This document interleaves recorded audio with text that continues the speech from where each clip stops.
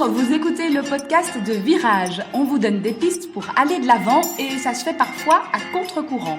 Si face à un problème, quel qu'il soit, vous vous êtes déjà dit « j'ai tout essayé, rien ne va, je ne sais plus quoi faire », alors vous êtes au bon endroit. Je suis Marina Blanchard, psychologue, formatrice et fondatrice de Virage.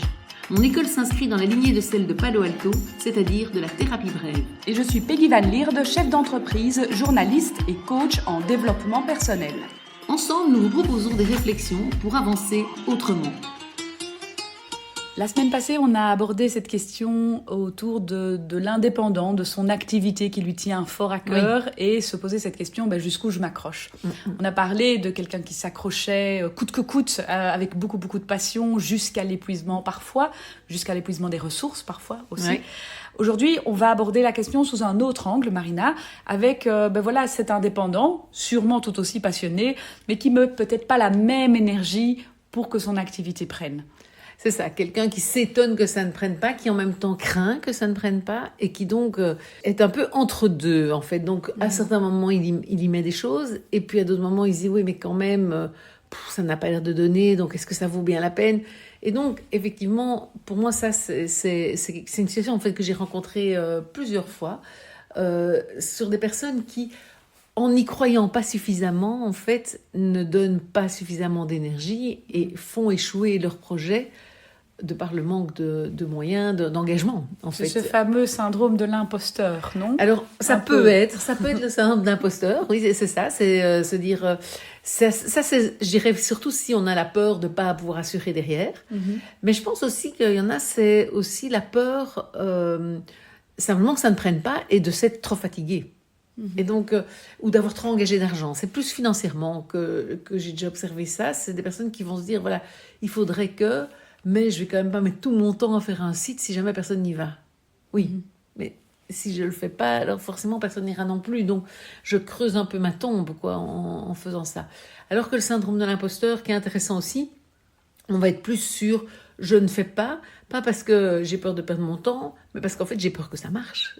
Et que si ça marche, je vais avoir des demandes, et si j'ai des demandes, et ça m'arrive aussi en coaching d'avoir des personnes qui se disent et si j'arrive pas à y répondre, et si je suis pas compétent derrière, et si en fait je suis pas assez bon pour faire ce métier-là, alors que je croyais l'être. Enfin, je pense à quelqu'un qui se lançait dans l'industrie en fait, et qui voulait lancer son entreprise, mais qui se disait mais si j'ai des demandes de quelqu'un, un truc trop gros que je sais pas assurer, que je peux pas répondre, ou que voilà, j'ai pas la technique, les connaissances techniques, la finesse, et donc voilà, c'est important du coup. Alors je vais un peu distinguer les deux. Si c'est plus cette peur-là, le syndrome de l'imposteur, je dirais que c'est important d'aller voir derrière la peur, de quoi j'ai vraiment peur, qu'est-ce qui pourrait se passer, et puis de m'outiller. Si je me dis, techniquement, je pourrais ne pas être à la hauteur, voilà, comment est-ce que je vais faire ? Si, imaginons, j'ai une demande, je vois pas trop comment le prendre, mais peut-être, je pense à une personne que j'ai accompagnée qui disait,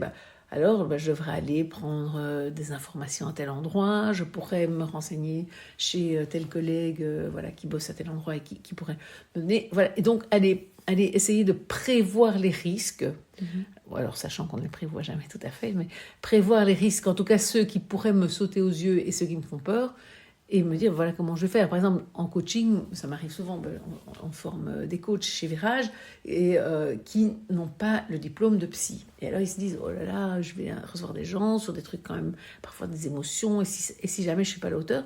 Et donc, la question qui se pose, c'est, si je suis pas à la hauteur, je fais quoi alors ? Et c'est intéressant de se la poser, et de se dire, je vais en supervision, je contactais le formateur avec qui j'ai eu déjà des échanges et je trouve qu'il peut m'aider. J'en parle à des collègues qui font le même métier que moi, on fait des intervisions entre nous. Il y a des ressources qui existent, et aller faire l'état des lieux un peu de ces ressources peut aider à se dire, j'ose quand même prendre le risque de peut-être un moment pas être à la hauteur, et de savoir comment je pourrais dépasser ce sentiment d'incompétence, ou cette incompétence, parce qu'on est tous à un moment incompétents, ça arrive à tout le monde, et donc cette incompétence, si elle m'arrive, je veux dire, dans ma vraie vie, que je me retrouve face à cette incompétence, comment je ferai ? Et puis, à un moment donné, prendre le risque que ça arrive et que peut-être je ne saurais pas comment faire et que je devrais me débrouiller dans la vie. Ça, c'est sûr que de nouveau, on n'échappe pas à la prise de risque. Renforcer sa légitimité et son sentiment de légitimité. Voilà, c'est ça. Et se dire, voilà, il y aura des moments où peut-être je vais vraiment me sentir pas légitime. Et peut-être je le serai vraiment pas, parce que ce serait une situation qui va me dépasser, mais j'ai des ressources pour aller, soit pour relayer, si on est en coaching, relayer le coaché à quelqu'un d'autre, soit moi aller me former ou être aidé par quelqu'un qui a les infos, et je pense qui peut me partager vraiment des compétences, et je pense que ça peut être aidant. Ça me renvoie à la fin de ma formation où effectivement j'avais chez Virage où j'avais posé la question à un de mes formateurs en disant mais en fait je me sens pas légitime de me lancer, et en fait elle m'a répondu ben non, t'es pas légitime puisque tu n'as pas commencé. Mais oui c'est ça, exact. Il y a la prise de risque, elle est là, et il y aura des moments où, mais on se sent tous à certains moments pas légitime, et donc voilà, moi ça m'arrive encore à certains moments de me dire oula, la personne, elle me dit des trucs et je me dis, mais comment est-ce que je pourrais aider? C'est quand même très lourd, etc. Est-ce que je suis capable? Et c'est seulement en faisant qu'on sait si on l'est, en fait. Hein. Mais bon, voilà. C'est vrai que ça reste pas toujours facile. Alors, il y avait le deuxième scénario qui est plutôt là, cette peur de prendre des risques plus financiers ou prendre des risques d'investissement en temps ou en argent, et que ça porte pas ses fruits, et donc à quoi bon? C'est ça. Et donc en fait ça c'est un scénario qui arrive quand même souvent. C'est un peu j'y crois pas assez en fait. Et comme j'y crois pas assez, je n'investis pas assez. Et comme j'investis pas assez, ça prend pas. Et du coup, je construis moi-même l'échec parce que j'ai pas cru à la réussite.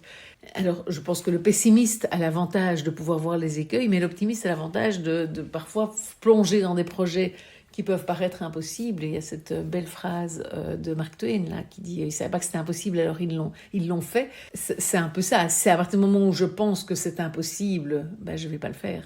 Et c'est l'histoire du bourdon. Les scientifiques expliquent qu'ils se sont penchés sur le cas du bourdon et qu'ils ont essayé de comprendre comment le bourdon vole, parce que scientifiquement, en fait, on ne comprend pas comment ça se fait qu'il vole, parce que ses ailes sont trop petites par rapport au poids de son corps. Et donc, c'est scientifiquement impossible qu'un bourdon vole. Et donc le journaliste dit, mais alors comment ça se fait qu'il vole? Et puis le scientifique répond, parce qu'il ne sait pas que c'est impossible. Et donc en fait c'est vraiment cette idée-là. Pour moi, c'est sûr que sans croire au projet, on le sabote en fait. C'est presque pas possible de réussir un projet qu'on ne croit pas possible, parce que forcément.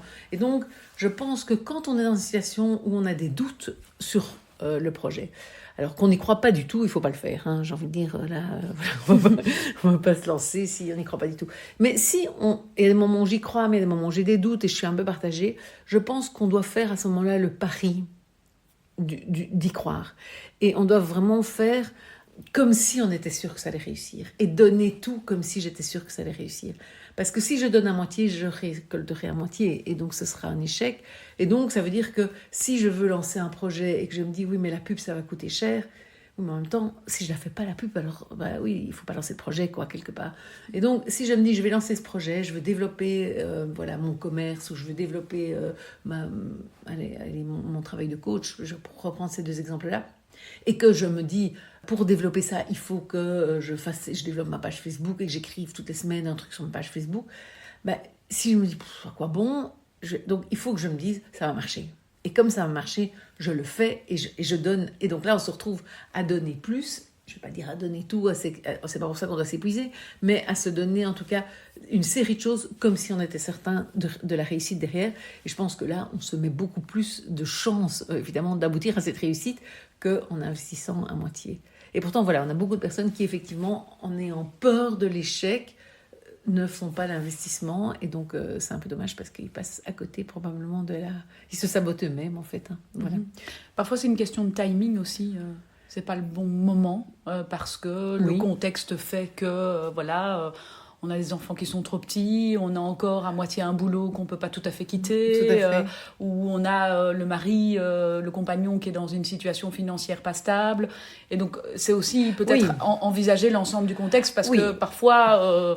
mais alors c'est un peu différent, je dirais. Alors, il faut pas le faire, effectivement. Ça, je pense que c'est la première question à se poser au moment où on veut se lancer. Et tu as raison d'insister, c'est est-ce que le contexte est bon pour moi? Parce que c'est vrai que si je suis déjà débordée par mon boulot, que je ne peux pas lâcher, parce que financièrement, lancer mon activité d'indépendant, je ne vais pas bien le faire. Et donc, je vais d'office être dans ce truc où je n'investis pas assez. La première chose, c'est évidemment d'être dans le bon timing et de se poser cette question de timing et de contexte. Est-ce que c'est vraiment le bon moment pour tout donner dans un projet? Parce que quand on lance son projet, il faut à un moment donné tout donner. Et donc, il faut effectivement que le contexte le permette et qu'on en soit capable.